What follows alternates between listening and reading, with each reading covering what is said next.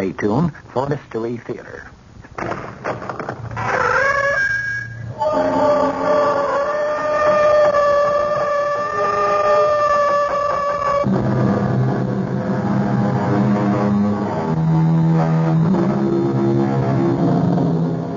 Come in.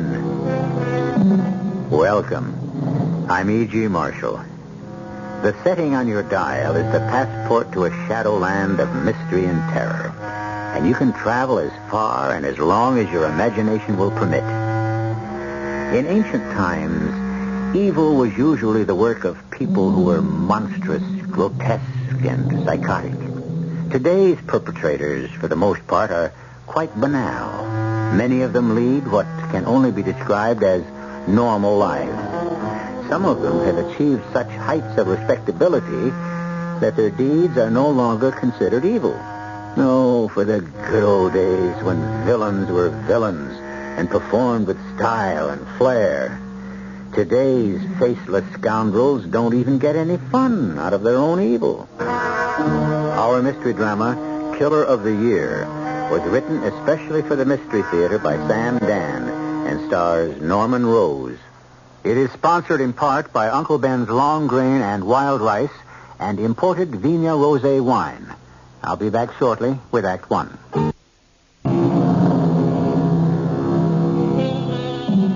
Evil. What's evil? Since the beginning of the human race, men have speculated on the nature of evil. Saints, philosophers, psychologists, all have deliberated, and still the answer eludes us. In this enlightened century, will science finally solve the problem? Shall we discover that evil is actually a virus, a disease that infects its victims at random? Impossible, you say? Perhaps.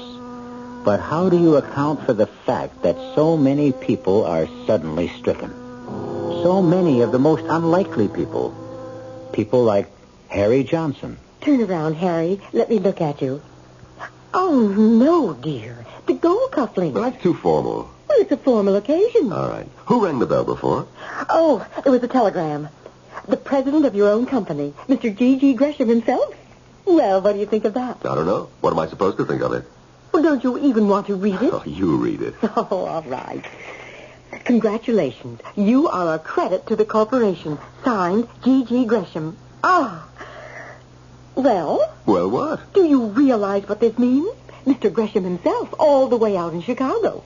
Mr. Gresham, who personally runs a $500 million corporation, knows about you, knows about the award, and is personal. Mr. Gresham has a PR department which handles this kind of nonsense. Oh, why do you call it nonsense? Because he couldn't care less. I beg to differ, Harry. When one of his executives... To him, I'm an employee. ...wins the Man of the Year award... In a tank town like Danvers Corners. This happens to be the county seat, and it's the third largest city in the state. Hey, let's hear it for Danvers Corners. Oh, don't pretend to be cynical, Harry, because you're not. My dear, I never set out to win this award. I mean, it wasn't deliberate. I didn't plan it. It wasn't part of a campaign to do myself some good. Well, it's recognition of the fact I'm that not you... after recognition. I like to work on community projects.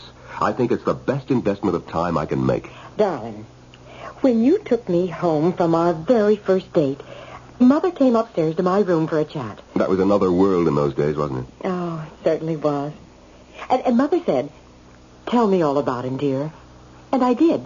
And she said, "You know, he sounds too good to be true." And Harry, she was right. And she still is. You are too good to be true. Oh, come on. I'm the same as everyone else. No, dear, you're not like everyone else. You have a conscience and you have ideals. And those things are in short supply today. You know, Jenny, I think I have a headache. A headache? Why should you have a headache all of a sudden? I think my halo is on too tight. Oh. Come on, we'll be late for the bash.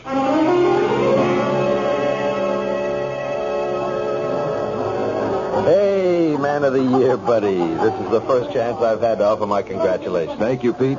Great dinner. Great speech. Listen, why didn't you run for Congress? Now, why should I run for Congress? Why else have you been knocking yourself out 3 and 4 nights a week? Because I like it. You mean it's all going to waste? It's not going to wind up doing you any good? Well, it makes me feel good. You know, coming from anyone else, it would sound like a line, but you, I believe. Hello, Pete. Jenny, congratulations. Oh, thank you, Pete. Harry, Have you met Wilma Sloan? Wilma Sloan? No, I don't think so. Oh, are you in for a treat? Although... Although what? You're so thoroughly married, you probably couldn't enjoy the sight of another beautiful woman. I'll introduce you, dear. Confident Jenny. Who is she? Well, she's the new librarian, and she'll be very happy to meet you. Oh, why? Well, she can thank you for her job. After all, dear, you're the one who raised the funds for the library campaign. Come on, you make it sound as if I did it single-handed. Wilma, I'd like you to meet my husband, Harry Johnson. How do you do? Wilma. Wilma Sloan? No, that isn't your name. You're not Wilma Sloan. I know you. That is, well, I know your face. How could I ever forget your face? I stared at it for hours in that courtroom. I know your face from every angle. There were times when your eyes would wander among the rows of spectators, and sometimes they would meet mine, and we would look at each other for a brief moment. Do you recognize me? Do you know my face? How long was it? 5 years ago. The company had sent me way up and out to the northwest, to a place called Centerville. Centerville. It makes Denver's corners seem like Paris. Centerville. Got to be with us a spell, Mr. Johnson? Oh, 10 days, 2 weeks, I suppose. You from the Gresham Company? Yes, I have to run some sales training sessions, but they'll all be at night. Tell me, what's there to do around here in the daytime? Well, to tell the truth, there ain't nothing to do around here daytimes outside of hunting season. But you're in luck. Why?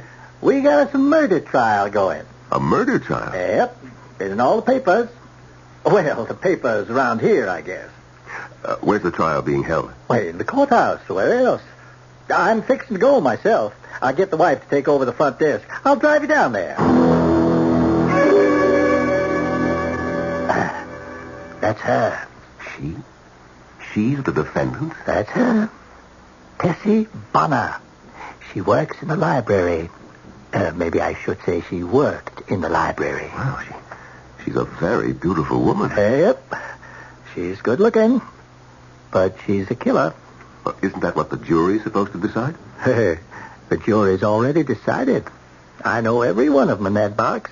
I can tell. But that's not right. You just listen to the testimony. You'll see. It'll prove she's guilty beyond the shadow of a doubt.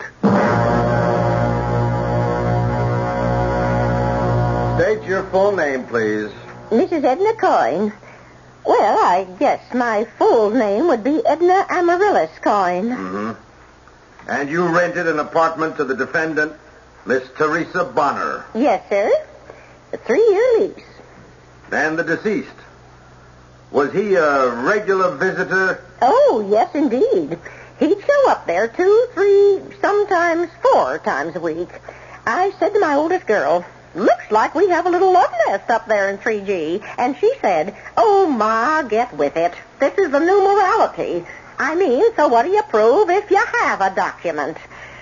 Well, I was going to tell her. And did you ever hear signs of an altercation? What? Arguments. Fight. Oh, no, I can't say that I did. I didn't hear a word until that night. Now then, suppose you tell us just exactly what you heard. Well, I was surprised. Surprised? Why? Well, they was very quiet usually.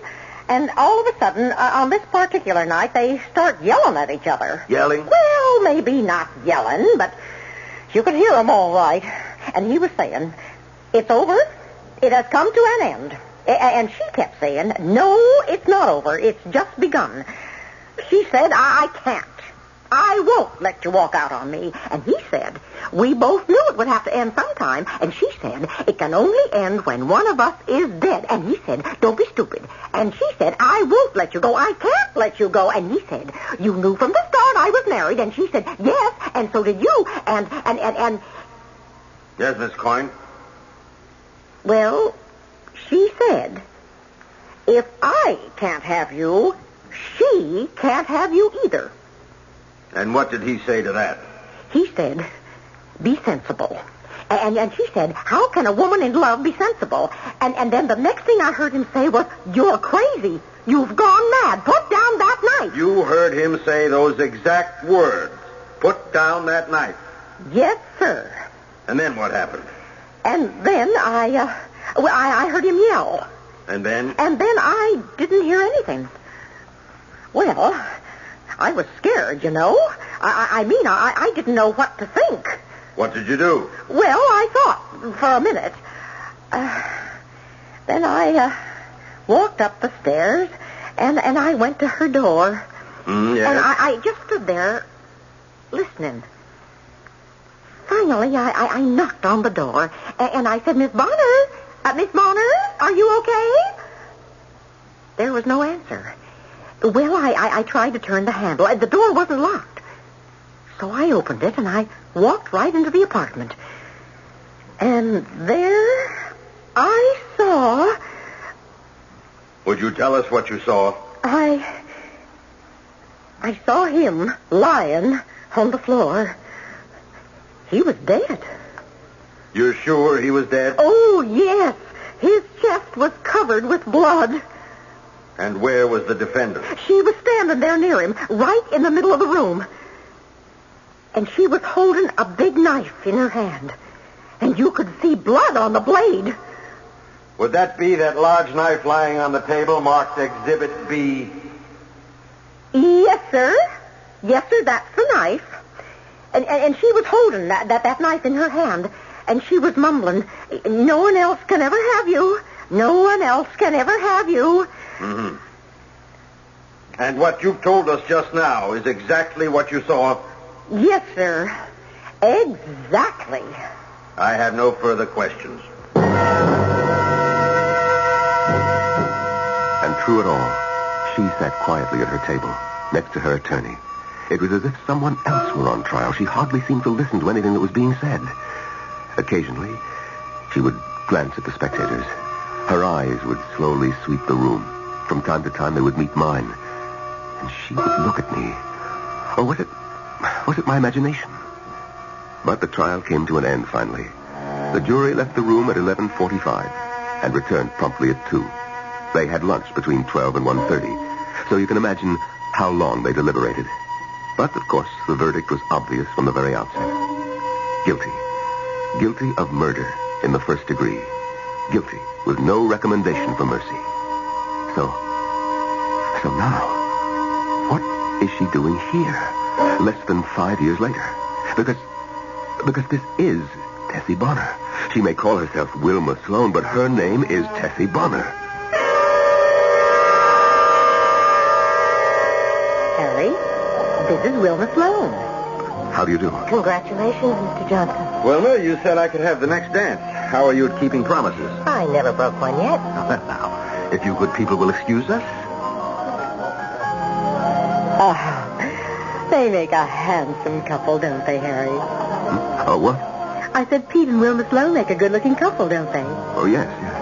Oh, she's such a beautiful girl, isn't she? Yes. Yes, Jenny. Lovely. Lovely. If you like a girl who knows how to use a knife. But is she the same one? Harry is absolutely certain. But if she's the same one, what indeed is she doing here? The state where she was tried still has the death penalty. At the very least, she should be in jail for a long, long time. Well, you'll only have to wait a short time till I return with some answers in Act 2.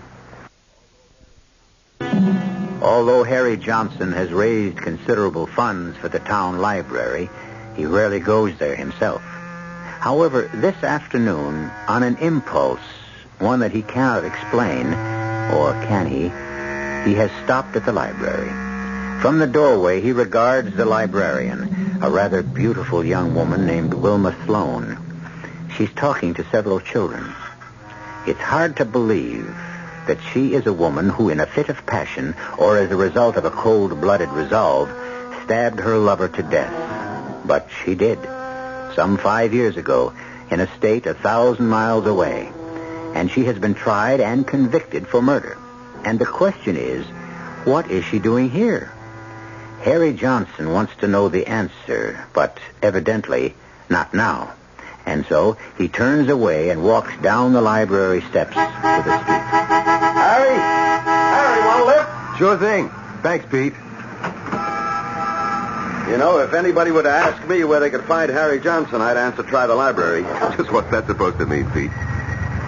Don't have an affair with her, Harry. What? You heard me. Don't have an affair with whom? With Wilma Sloan. Oh, come on, Pete. What's gotten into you? The problem is not what's gotten into me, but what's gotten into you. Pete, you're either crazy or... Or what? Well, I don't know. Look, what are you driving at? What I'm driving at is that man is not naturally monogamous. Oh, let's not start this nonsense That's again. why I never got married.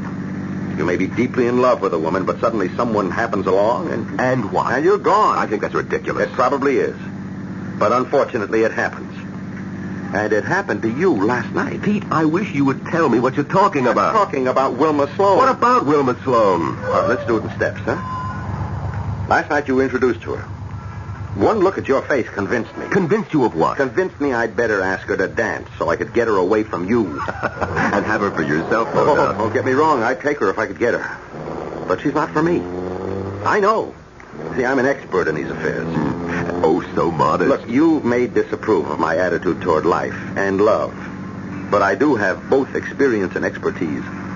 So I took her away from where you and Jenny were standing before... Before what? Before what you were thinking. Before that look on your face could become obvious to everyone else, including my poor dear sister. You know, I think that you are crazy. Yeah. And so now it's the afternoon of the next day, the late afternoon. I'm downtown.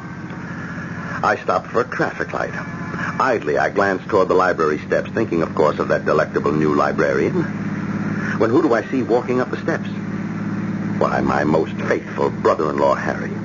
A man whose rectitude has just earned him the Man of the Year award here in Danvers Corners. Well, I can explain that. But I can explain it better. You walked up the steps. You paused.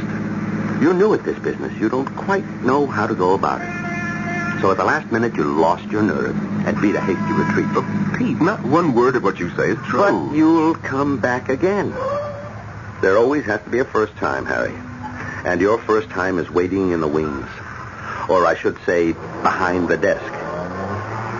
Harry, don't do it. I have no intention of... You think you don't. Pete, if you don't mind, I insist that we change the subject. Why? Is it so painful? No, it's ridiculous. Then why are you becoming so excited? I'm not excited. Well, what are you? Pete, look, I'm very much in love with my wife. Your kind of guy needs watching. Well, don't judge everybody's morality by your own. What were you doing at the library? I thought I needed a certain book. And then... Well, then I remembered that I had it in the house. Sure. It's true. Do you know what Nero said about truth? He said the truth is whatever you want it to be. I must say you choose a strange model. But that's where you are right now, Harry. And don't say I didn't warn you.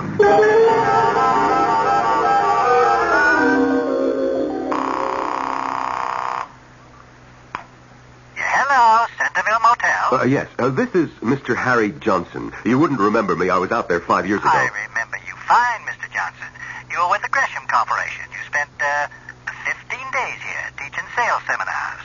You was in room 112 facing the lake. Yes, well, I may have to take a trip out there, and I wanted to know if the motel was still around. Oh, we're bigger and better than ever. Want me to make you a reservation? Well, my plans aren't firm yet. Why, sure, just give us a little notice. We always got room for you, Mr. Johnson. Yes. I remember when I was out there, you had some excitement. Excitement? Here? Yes, you were having a trial, weren't you? Trial? Oh, yeah. Tessie Bonner. That's who it was. Yes. I remember I was in the courtroom when the jury brought in a guilty verdict. Oh, yes. That they did. Now, I wasn't there when the judge sentenced her. Tell me, what did she get? The rope. But then the governor said, oh, come on, you can't hang a woman. So he gave her life instead. Oh. Well, I guess she's still in jail. No, she's dead. Dead? But I say dead. That's the only way to figure. You see, they had a breakout from the women's penitentiary a couple of years ago. Wilma and a couple of others escaped. Oh, well, then why do you say that she's dead? Well, they made it up to the mountains, but they got caught in a snowstorm. And I guarantee you nobody could live through that one. Mr. Johnson. You come up and see us real soon. Yes, sir, thank you. Harry? Oh, hello, dear. Oh, I thought I heard someone come in the back door. I wanted to make sure it was you. Well, I saw a whole line of cars parked in front of the house, and then I remembered it's your women's club afternoon. We're just breaking up now. I didn't want to disturb anyone, so I just sneaked up the rear staircase. Oh, that's hardly a word you use in your own house. Sneaked. Incidentally, what are you doing home so early? Jenny, I have a problem. I just want to, sit and think it out. Oh, sounds grim. It probably is. What's it about? Well, it's concerned with the duties of a citizen. Uh-huh. Well, let me know how it works out. Oh, darling, would you mind doing something for me? You name it. Wilma Sloan is here, and she doesn't have her car, and nobody else is going her way. Oh, Wilma Sloan. You remember? You met her the other night at your award dinner. Darling, would you mind giving her a lift home? Would I mind? Well, I'd do it myself, except I've got to get dinner started.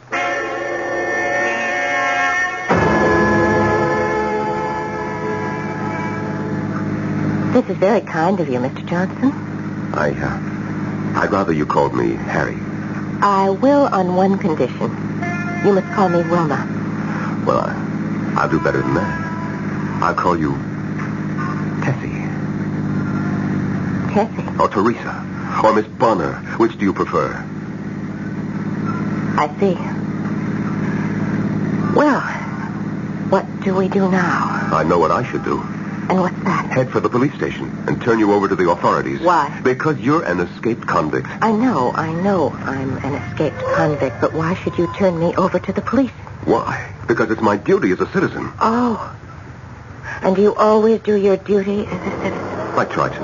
At least to the best of my ability. And as you see it, it's your duty to return me to the penitentiary. Yes. Why? I never did you any harm. I killed a man who needed killing. You can't kill another human because you want to. What else was I to do?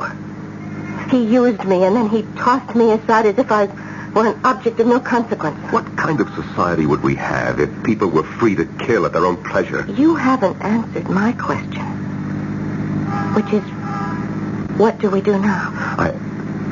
I should turn you over to the police. I know you said that. Is this the road to the police station? No. Why aren't we headed that way? Because... Yes. It's clear. It's very clear to me. What do you mean it's very clear to you? How could it be very clear when it isn't clear to me? I don't even know what I'm doing or why. In the interest of clarity, why do you hesitate to do your duty?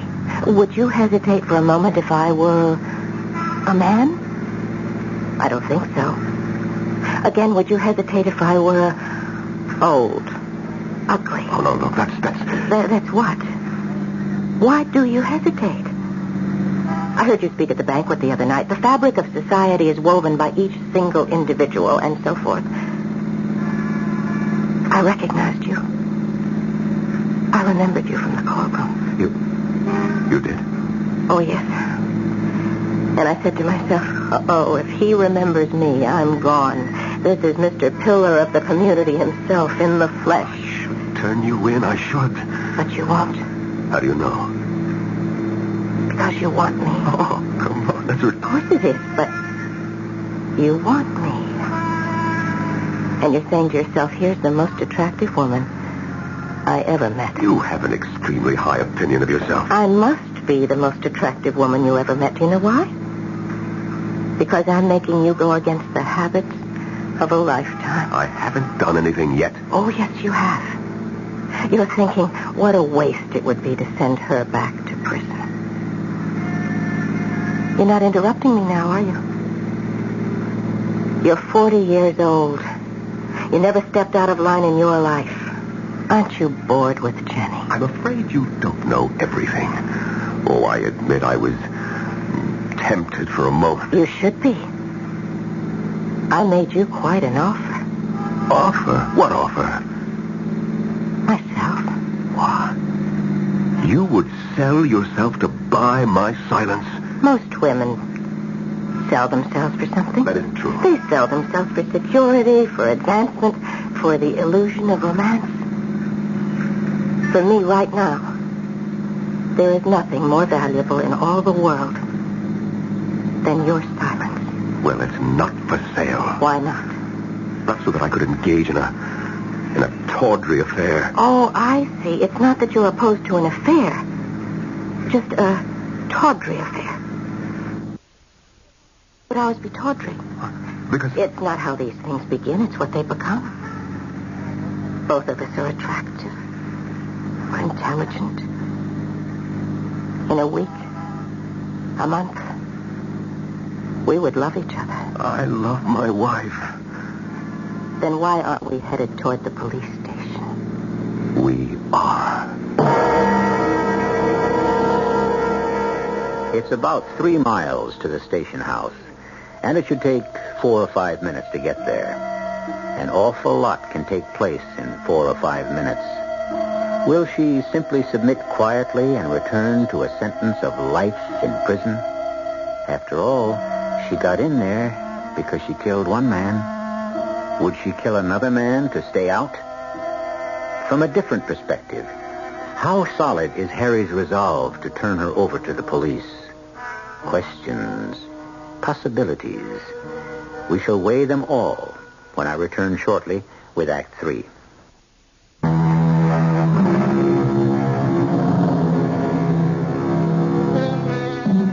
How does it begin? Where does it begin? Why does it begin? A man spends his years walking what we are pleased to call the straight and narrow, and suddenly he finds himself sorely tempted to break out of the social and religious mold he has formed for himself over the course of a lifetime. There are those who say man is naturally evil, and there are those who say that man is intrinsically good.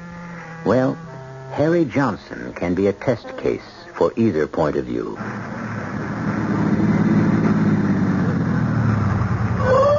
Here we are. Yes, here we are. At the police station. Do your duty, Mr. Harry Johnson. Do your duty as an upright, dedicated, concerned citizen. I will. Let's go. Oh? Well, sure. Send him in. Mr. Johnson. And Miss Sloan. Well, won't you both sit down? Well, what can I do for you? Lieutenant Craven. By the way, I was going to go to that banquet the other night, Mr. Johnson, but I was on the desks. Somebody has to mind the store. Yeah, that's right. Congratulations. Everybody says, for once, the Man of the Year committee picked the right guy. Thank you. Well, now, what can your police department do for you folks? Lieutenant, I am here to report... Yes, sir? I wish to report that Miss Wilma Sloan... Well, hold it just a second. I didn't think I'd have to write anything down. Let me get my pad here. Okay. Shoot. I have to report that Miss Wilma Sloan... That's Sloan spelled with an E at the end, right? That's right. We got some Sloans over to North Gap, but they don't have the E. So you wouldn't be related, I suppose. I don't suppose so. You were saying, Mr. Johnson, about Miss Sloan? I wish to report that I... Say, you sound like it's something serious. Well, I look, you see, Miss Sloan here is... Well, she's a... Yeah? She's a very shy and timid person, and... Well, she happened to be talking to my wife, and she said she couldn't be sure, but she thought she might have noticed some prowlers about the vicinity of her home. Well, I said, why don't you notify the police?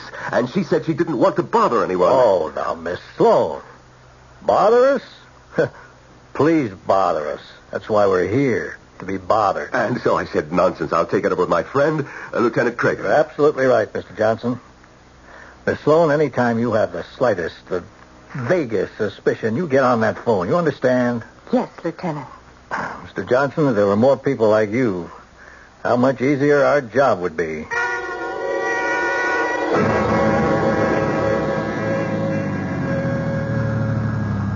Thanks for the lift. Won't you come in? You know, you haven't said a word since we left the police station. I know. Good night. Good night? Just like that? No. Not just like that. I suppose you should know why I did it. But I do know. It's not at all what you're thinking. It isn't? I thought about it. I kept thinking about what you had done. You killed a man who had behaved badly toward you. After all, he was married, and he had no right... Well, you were sentenced to prison. You had already served 2 years. Please. It isn't as if you're a professional killer. You won't do it again. You've been frightened enough, punished enough. In jail, you'd be a burden on society. Here, you're an asset to the community. You're productive. Harry, you can kiss me. I'm doing this because I think no useful purpose would be served. Harry, why don't you kiss me? You wanted to kiss me since you first saw me in that courtroom. Harry, kiss me. Wilma.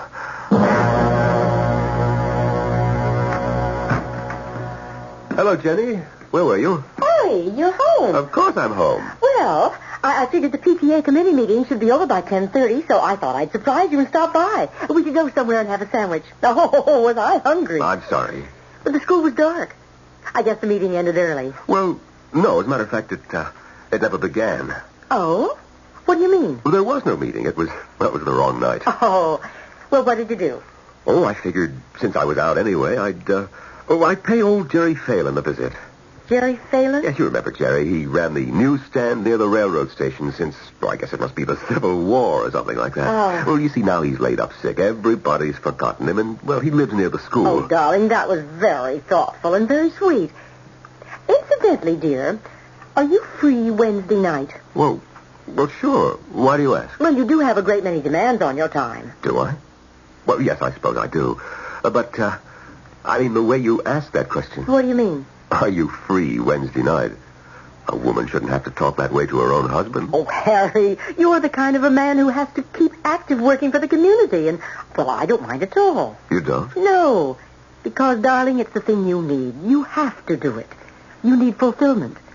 It makes you a better man and a better husband. You know, Jenny, I never realized what a remarkable woman you are. Oh, thank you, kind sir. Why don't we go out now? Have a snack somewhere. No, Harry, it's too late. Wednesday night.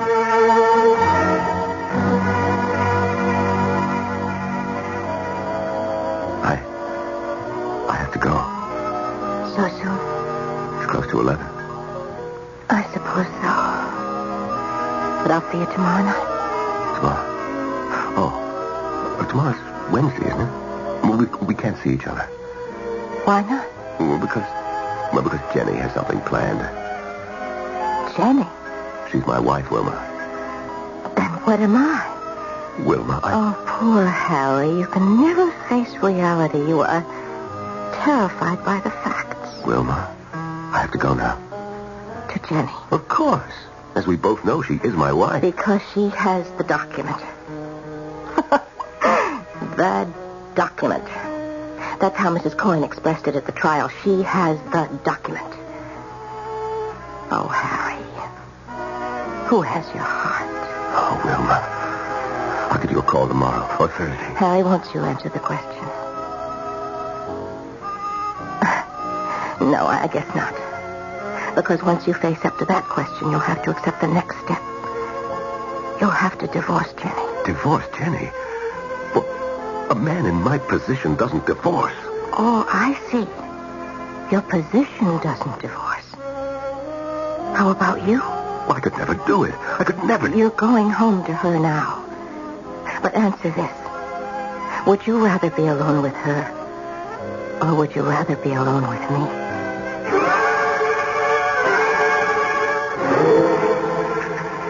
Well, Pete, it's about time for the dessert, and I always skip mine. So, suppose we stop talking about sports and politics, and you tell me why you wanted to buy my lunch. A couple of months ago, I warned you, Harry. About what? I warned you not to have an affair with Wilma Sloan. Now, Pete. Harry, I spoke with Lieutenant Craven of the police department. Oh, Lieutenant Craven? Or rather, he spoke with me.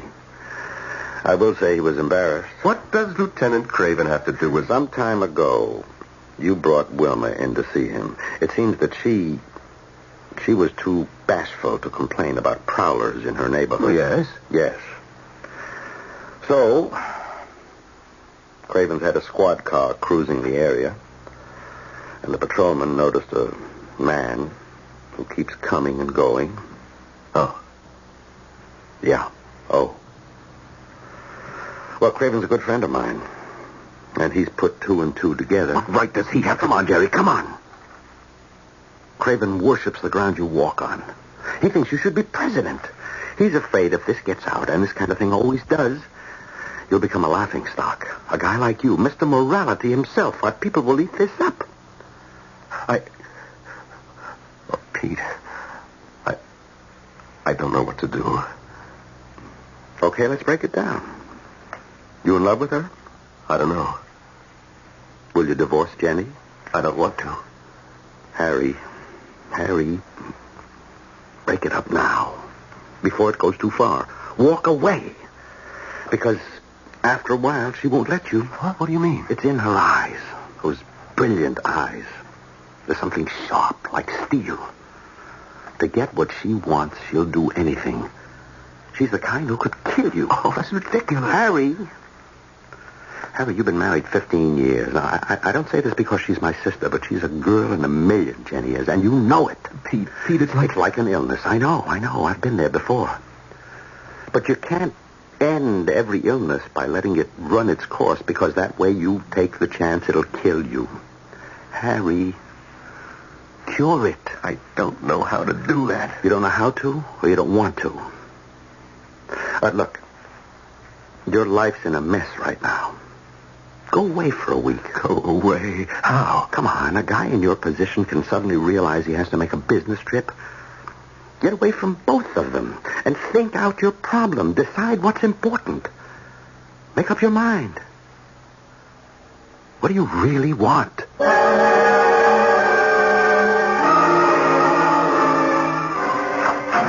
Harry, darling. Hello, Wilma. Well, hello. Is that all you can say? It's been over a week.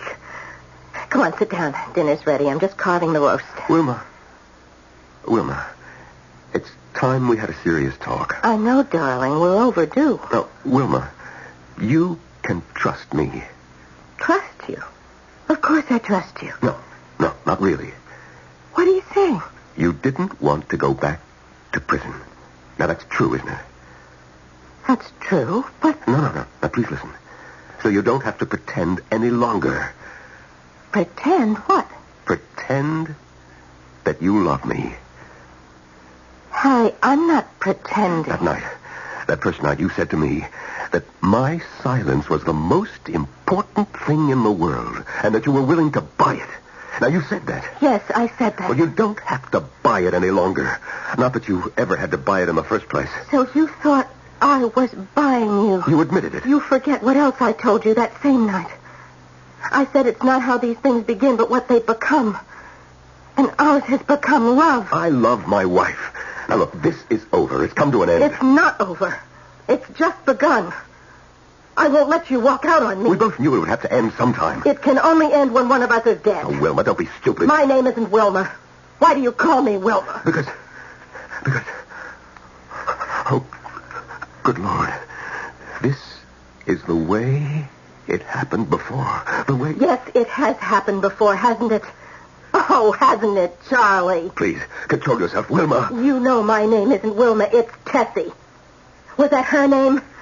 Was that her name, Charlie? I'm not Charlie Reynolds or Ryan. I'm Harry Johnson, and you're safe. Your secret is safe with me. If I can't have you, she can't have you.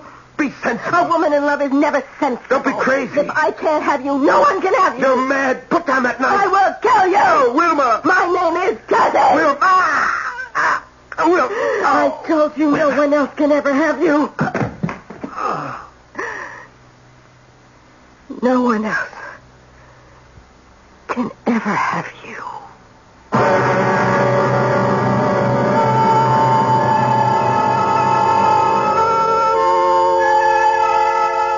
Wilma Sloan, Tessie Bonner, Charlie Reynolds, Harry Johnson. So many times, in so many places, they act and reenact the same roles, over and over again. And it's a mixture of love, deceit, madness, and evil. And to taste it is to risk the arrival of death. But you shall risk nothing if you wait for me to arrive after a few moments.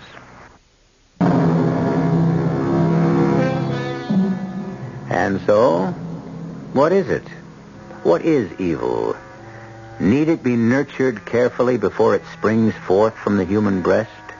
Or can it be a sudden thing, an alien thing? Our cast included Norman Rose, Terry Keane, Joan Shea, Nat Polan, and Ken Harvey. The entire production was under the direction of Hyman Brown. Radio Mystery Theater was sponsored in part by Buick Motor Division. This is E.G. Marshall inviting you to return to our Mystery Theater for another adventure in the macabre. Until next time, pleasant dreams.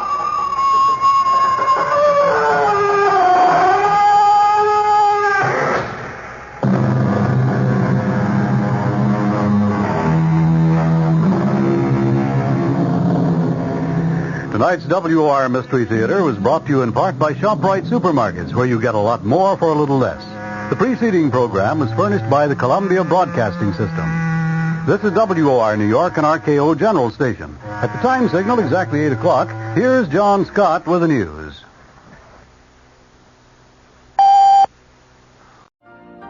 You've been listening to the OTR Gold Network. Find more classic radio at otrgold.com.